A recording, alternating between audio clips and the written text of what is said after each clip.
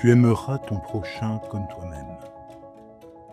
Ces quelques mots sont parmi les plus cités de la Bible. On les invoque souvent dans les discours moraux, religieux, politiques, humanistes. Le fait que ces mots sont si connus leur a fait perdre beaucoup de leur poids. On les cite à tort et surtout on les cite de manière tronquée.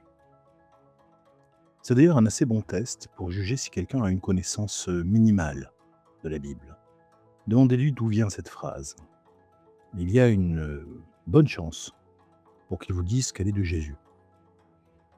Ce n'est pas entièrement faux. Il est exact que dans l'Évangile, Jésus prononce ces paroles. Mais il le fait en citant le Lévitique. Il le cite d'ailleurs de manière incomplète, car si la citation vient bien du Lévitique, il faut se souvenir que la formule « tu aimeras ton prochain comme toi-même » n'est que la conclusion d'un texte beaucoup plus long, et que voici. Ne commets point d'extorsion sur ton prochain, point de rapine.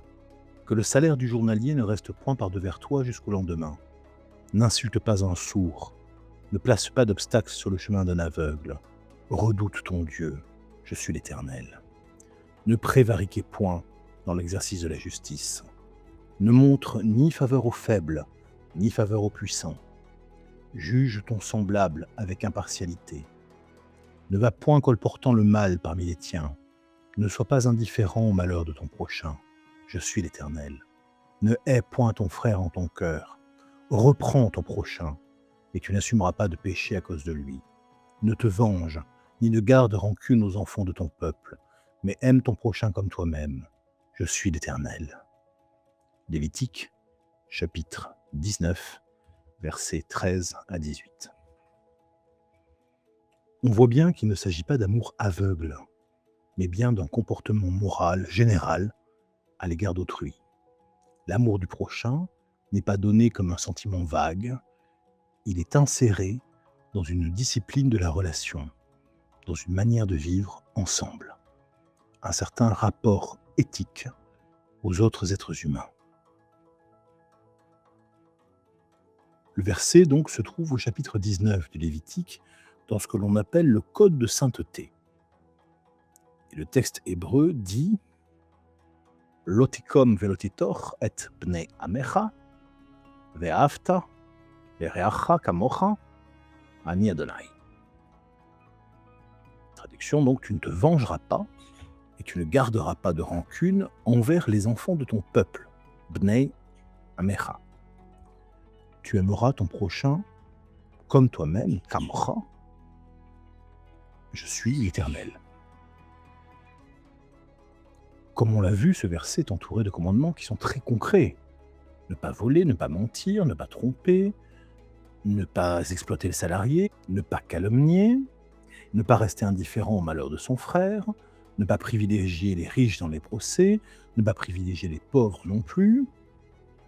Et juste après, ne pas atteler ensemble deux animaux de taille différente pour ne pas leur faire de mal. L'amour du prochain n'est donc pas une abstraction morale. Il se déploie au sein d'un tissu de relations réelles. Le mot-clé ici est réa, souvent traduit par prochain, mais qui peut signifier aussi compagnon, semblable, autre avec qui l'on est en relation. On a déjà parlé de la notion de vis-à-vis, que ce soit vis-à-vis de Dieu ou celui de Gilgamesh. Ce terme donc désigne d'abord le proche, le membre du peuple, celui avec qui on partage une alliance. L'expression kamocha, traduite par comme toi-même, est également assez dense. Elle ne dit pas nécessairement aime l'autre exactement avec la même intensité que toi-même, mais plutôt aime l'autre en reconnaissant en lui une valeur équivalente à la tienne. Un chant liturgique juif traditionnel s'appelle Mi Kamocha, ce qui signifie qui donc est comparable à toi en parlant de Dieu. On a donc quelque chose de l'ordre du comparable, plutôt que de l'équivalence. On peut donc lire ce commandement comme « Tu considéreras ton semblable comme un être de même statut et de même dignité que toi. » Philosophiquement parlant, on est déjà dans quelque chose de beaucoup moins naïf. Le verset est à la fois précis et ouvert. Il limite le champ de l'éthique en parlant des enfants de ton peuple. Mais il laisse aussi une promesse d'extension. Si l'on apprend à ne pas se venger, à ne pas garder rancune, alors la frontière morale va pouvoir être travaillée, purifiée et approfondie. Il est typique de la pensée biblique de considérer, et à bon droit, que le rapport moral aux autres commence toujours au plus près. Si on n'est pas capable d'avoir des relations morales avec sa famille, on ne sera pas capable d'en avoir avec sa communauté. Et si on n'est pas capable d'en avoir avec sa communauté, on ne sera pas capable d'en avoir avec l'étranger. La phrase exacte « tu aimeras ton prochain comme toi-même » n'apparaît qu'une seule fois dans le Tanakh. Le Tanakh, c'est l'ensemble du corpus de la Bible hébraïque, dans ce fameux verset Lévitique 19-18. Or, ce verset a une particularité. Il est placé au centre de la section de lecture centrale du livre central de la Torah. Ce qui a amené un grand nombre de commentateurs à dire que ce commandement est le cœur de la loi juive. Et effectivement, il l'est. L'infinie dignité, et donc par voie de conséquence l'infinie responsabilité de chaque être humain, étant des piliers essentiels de la pensée éthique juive. On peut se demander qui est ce prochain. Dans le sens immédiat du verset, c'est le membre du peuple, c'est le partenaire de l'alliance, mais la tradition juive n'a jamais su rester à cette réduction. Une quinzaine de versets plus loin, toujours dans le livre du Lévitique, toujours au chapitre 19, verset 34, « Il sera pour vous comme un de vos compatriotes, l'étranger qui séjourne parmi vous, et tu l'aimeras comme toi-même, car vous avez été étrangers dans le pays d'Égypte. Je suis l'Éternel votre Dieu. »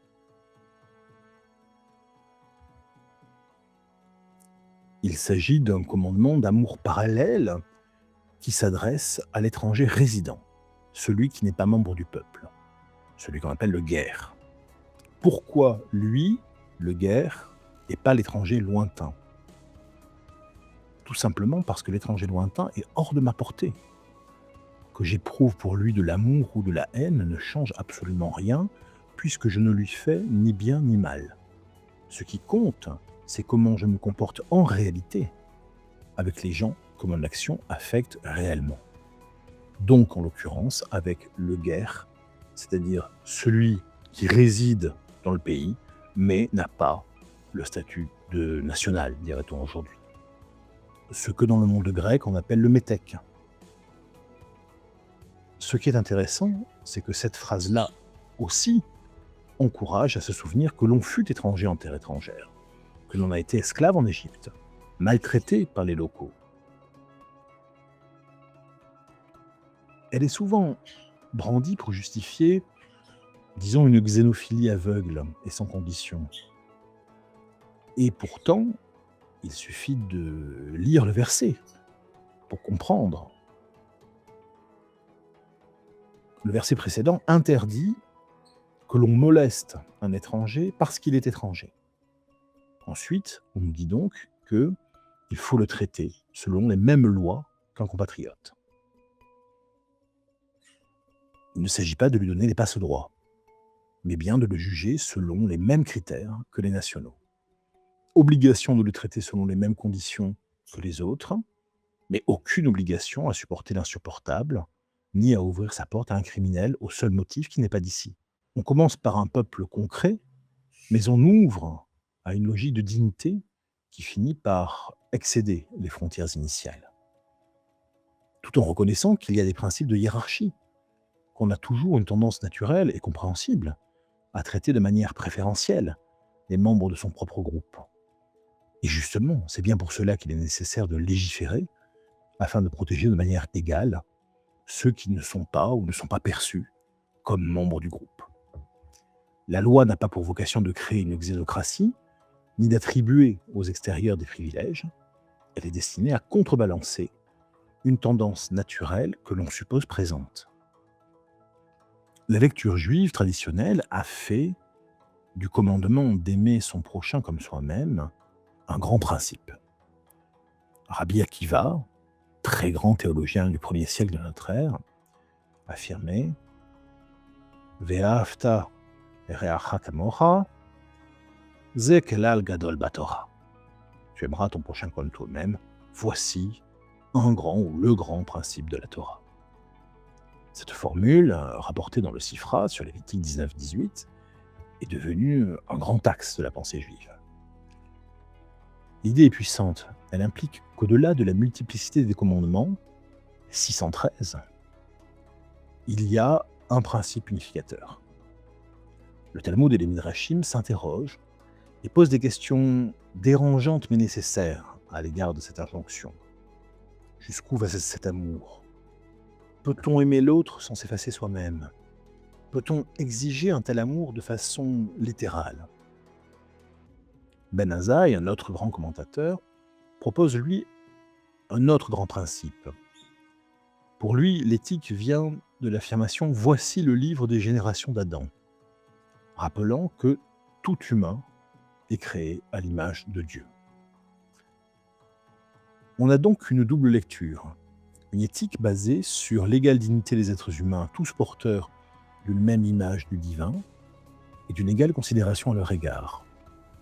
L'obligation de juger les autres à leurs actes et non d'après leurs origines réelles ou supposées, et l'obligation également de ne les traiter ni plus ni moins durement que l'on se traite soi-même. Il s'agit de voir l'autre comme un être complet, non comme le sujet de mon fantasme, appelé à devenir ce que je veux qu'il soit, mais bien un être que je dois accepter en tant que tel qu'il est maintenant. Je ne peux pas le découper selon les pointillés. Et si je dois croire en sa capacité à évoluer, je dois aussi comprendre que ce n'est pas moi qui décide dans quelle direction il évolue. Ceci est valable aussi bien pour les sociétés que pour les familles ou les couples. Il y a plus cependant. Il y a ce « comme toi-même » qui est un présupposé fort. Il postule un amour de soi naturel et légitime comme étalon de mesure. Pas d'amour de l'autre sans amour de soi. La haine de soi, le masochisme moral ne sont pas des prérequis pour l'amour d'autrui. Au contraire, ils l'empêchent. On n'aime pas l'autre quand on le laisse tout remplir, quand on se déteste à un tel point que l'on se retire de tout. On aime l'autre quand on est capable de lui faire face et d'être pour lui un vis-à-vis. Par ailleurs, le début du verset est décisif. Tu ne te vengeras pas et tu ne garderas pas rancune. Pourquoi ce prélude? Sans doute parce que la Torah ne se soucie pas vraiment des sentiments intérieurs des êtres. Ces sentiments existent, bien entendu, mais ce qui compte réellement, c'est ce que les humains font. Aimer dans le vide, aimer en théorie, ça n'a aucun sens. Aimer suppose d'abord de désamorcer les mécanismes de la revanche. Et la vengeance est un des ressorts les plus anciens de la violence. La rancune en est la version intériorisée. On ne frappe peut-être pas, mais on conserve la blessure en soi, et cette blessure suppure. Le verset ne dit pas « aime spontanément et tout ira bien ».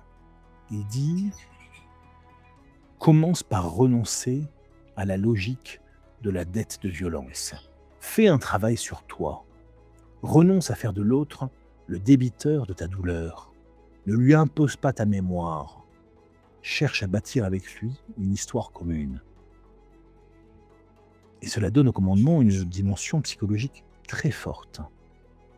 Ce n'est pas une règle sociale, c'est un travail sur l'âme. Le travail sur soi consiste également à ne pas se fourvoyer dans la considération que l'on a de l'autre.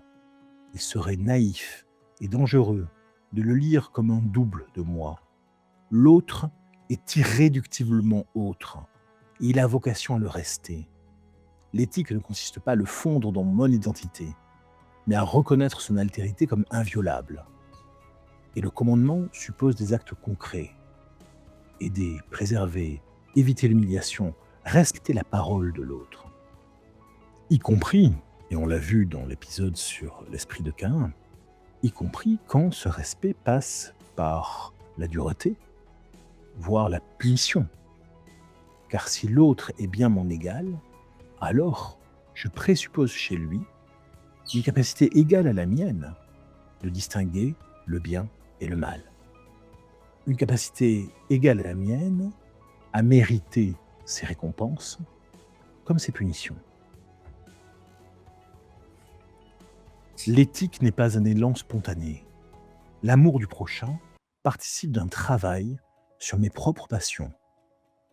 Vaincre l'orgueil, la jalousie, la vengeance. Bref, pratiquer une forme d'éducation de mon propre caractère. Tu aimeras ton prochain comme toi-même est une phrase qui oblige. On ne parle pas d'un idéal lointain. On parle d'une transformation concrète de la relation humaine. Dans le Nouveau Testament, la phrase est reprise, mais elle est reprise tronquée. Dans Marc 12,32, l'évangéliste fait dire à Jésus « Tu aimeras ton prochain comme toi-même, il n'y a pas d'autre commandement plus grand que cela. » Ce qui est en substance la citation de Rabbi Akiva. Citation sans doute mal appropriée, mal citée en tout cas, sans doute parce que les rédacteurs du Nouveau Testament n'ont pas forcément accès aux sources classiques juives, ou bien peut-être se réfèrent à des sources comme les logia, qui sont orales, et sont donc moins fixes que les sources écrites. Au-delà de ces éléments d'histoire littéraire, ce qui reste constant néanmoins, et qui traverse la pensée judéo-chrétienne, c'est bien l'exigence. Renoncer à la vengeance, travailler sa propre mémoire, reconnaître en l'autre une valeur comparable à la mienne. Et peut-être faut-il entendre là le paradoxe central du commandement. On n'apprend pas à aimer le prochain en l'idéalisant. On apprend à l'aimer en cessant de lui faire payer ce que notre blessure voudrait lui réclamer.